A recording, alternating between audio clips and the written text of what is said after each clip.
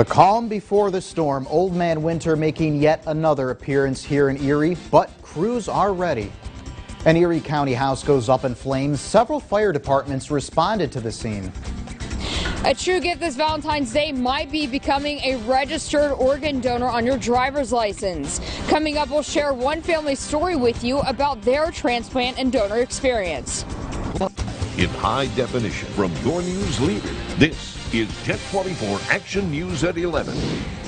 New at 11, though it has been a relatively mild winter in Erie so far, PennDOT is urging drivers to avoid traveling if possible during this upcoming storm. Chelsea Swift joins us in the control room after speaking to staff from PennDOT as well as drivers. Chelsea? Hi, Brian. Several people say with tomorrow being President's Day and the upcoming stormy weather, they plan on staying home tomorrow as much as they can. Jill Harry from the Pennsylvania Department of Transportation says whenever staff sees snow in the forecast, they start to make a plan. As it approaches Erie, then we'll start to call folks in to either monitor the roads or actually start to go out there and plow the roads. Harry says all 38 plow trucks in Erie County are ready to go. She says despite PennDOT's preparations, drivers should check the weather before getting behind the wheel. Make sure that you give yourself extra time because it's likely going to be snowing during your morning commute. One mother says she'll be staying home with her children throughout this upcoming storm. She recommends others do the same if they can. I'm a stay-at-home mom doing the online learning with my daughter. She's in first grade Montessori. So right now it's just staying inside. We don't want people on dangerous icy roads, getting potentially hurt. Another mother agrees. She says since she has President's Day off, she will spend time at home with her daughter. She hopes the community stays safe. It's common sense just to not go out whenever it's bad. So hopefully people are careful and take precautions. For more information about PennDOT's advisory, head to our website, yourerie.com. Brian? Chelsea Swift reporting. Thank you very much. Let's go back over to meteorologist Craig Flint for a look at what we can expect on this winter blast. Craig? Yeah, Brian, so it is going to snow lightly tomorrow morning, but really during the day tomorrow, it's not going to be that big of a deal. As a matter of fact, I wouldn't be surprised if the light snow that we have tomorrow morning tapers to just flurries for the afternoon. Winter storm warnings, though, are in effect. This is area-wide. Now, these do go into effect tomorrow and last through about lunchtime on Tuesday for the potential for some impactful snow. I think the height of the storm, or the real punch in the gut, is going to be Monday night into Tuesday. So some light snow around for the morning drive, and then the snow may taper off for a little while, and then it becomes heavy and steady Monday night, so the roads will be slick as we go into Monday night. That will be the height of the storm. Figure 1 to 3 inches by sunset on Monday, and then as we go Monday night into Tuesday, an additional 5 to 9 inches possible. And by the time the storm wraps up on Tuesday, I think area-wide, many of us will have 8 to 12 inches. We'll talk more about the storm coming up in the full forecast later in the newscast. Brian? Thanks, Craig. Now to the latest with COVID-19. 50 million vaccine doses have been administered. As the number of cases of coronavirus has begun to decline, some states have started easing restrictions. ABC's Elwin Lopez reports health officials are still urging caution. NASCAR's Daytona 500 looks a little different this year amid the coronavirus pandemic. Capacity limited and fans facing temperature checks and required to wear masks and maintain social distance. I think that's absolutely fantastic that the track's looking out for people and trying to keep people safe. In New York City, restaurants now allowed to resume indoor dining at 25% capacity, just in time for Valentine's Day. People need this now more than ever, a chance to relax and a small reprieve from all the stress of this whole period. Meanwhile, the vaccine rollout is gaining momentum, with more than 37 million Americans receiving at least one dose.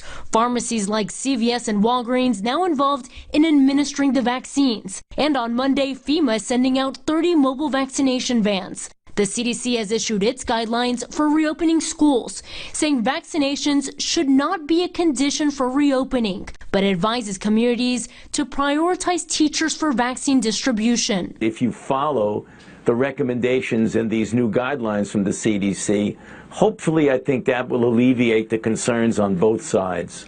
Some states and individuals getting creative. Massachusetts with an experimental buddy system, offering shots to people who accompany someone 75 or older. Such a relief to have it done. And in Maryland, Las Casa Vacunas, or Vaccine Hunters, is a group of teachers helping seniors get vaccinated. If I help one person, that for me, I can go to bed happy with my heart full. With the number of COVID-19 cases declining in recent days, several states have begun easing restrictions.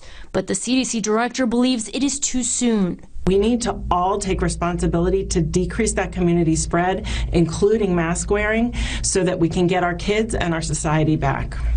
Elwin Lopez, ABC News, Atlanta. The State Department of Health is reporting 24 new COVID-19 deaths. Here are the latest COVID-19 numbers in our region. Erie County now reporting 76 new positive cases, with a total now at 16,542. Crawford County reported 10 additional cases. Warren County up 2. Chautauqua County continues to report 7,213. Ashtabula County reporting 8 new cases. Across the Commonwealth, 2,571 new cases reported, bringing the total to over 894,000. Here's a look at the regional COVID-19 vaccination numbers. In Erie County, there have been 28,278 total vaccinations. In Crawford County, 16,966 vaccinations have been performed. And in Warren County, 5,338 shots have been given. Across Pennsylvania, more than 1.6 million people have been vaccinated. Lack of health care and transportation can often keep people from receiving the COVID-19 vaccine, especially in communities of color. All this week on Jet 24 Action News, we look at COVID-19 and communities of color. We examine the issues, the barriers, and the solutions. And we invite you to join us for a town hall meeting this Wednesday, 7:30 p.m. on Jet 24 and streaming live on YourErie.com. Republican lawmakers are defending their vote in the impeachment trial against former President Trump, while also questioning the future of the Republican Party. Following his impeachment acquittal in the Senate, many Republicans say Trump should remain at the center of the GOP. Although impeachment managers fell 10 votes short of the needed 2/3 vote, they say they have no regrets. Donald Trump is the most vibrant member of the Republican Party. The Trump movement is alive and well. People believe that he brought change to Washington. Greatest majority voting to convict a president, as well as the American people seeing truly who Donald Trump was. Former President Trump issued a statement after the vote thanking supporters and saying his movement has only just begun. Erie's Wabtec plant has announced plans to lay off 40 more Erie workers. That's according to UE Local 506. The union reports that it was notified that not only would 40 workers be losing their jobs, but that the company asserted it would be cutting the workers without the required 30-day notice.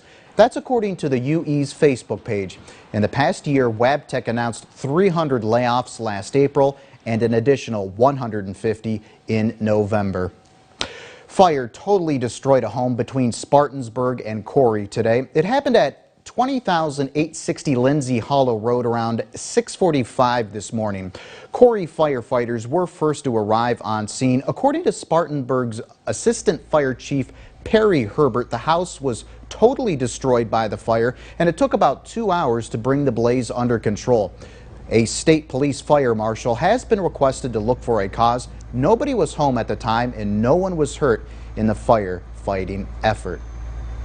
And coming up on Jet 24 Action News at 11 o'clock, a former Erie City Council president thinks she does not deserve to go to prison.